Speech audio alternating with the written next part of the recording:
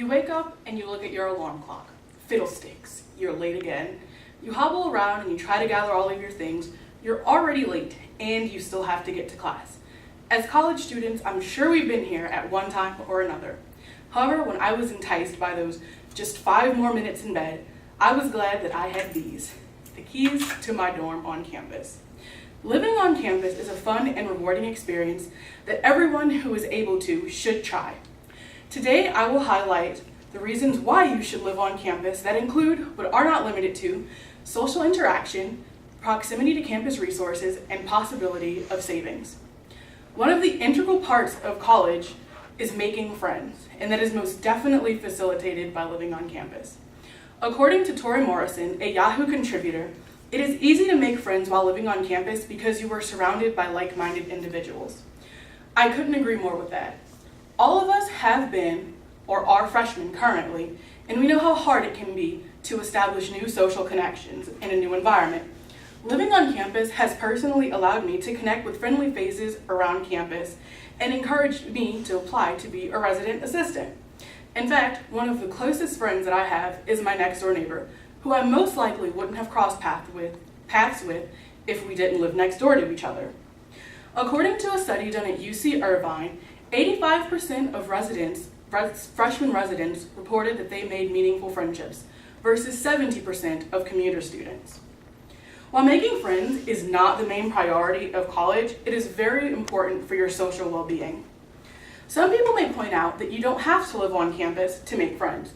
That is absolutely true, but it is so much easier to get to know people who you are in a closer proximity with.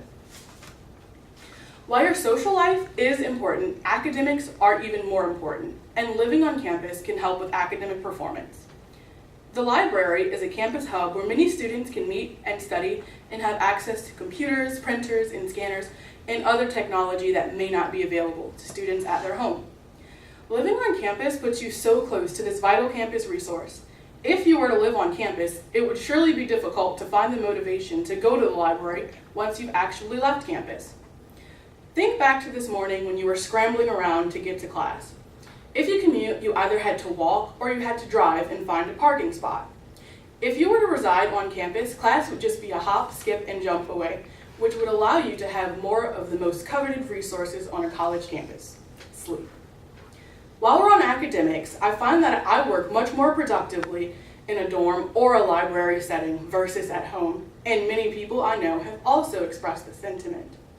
According to a study conducted by Iowa State University, students who live on campus are more likely to have higher grade point averages and finish their degree programs. Lastly, I would like to discuss a topic that is very near to college students: money. One of the main concerns about living on campus is the cost associated with it. According to Southeastern's housing department, the cost of living on campus for a year with a meal plan included is $7,300. This averages to around $811 a month. I know this may seem expensive, but off-campus apartments can cost upward of $700 a month just for rent alone.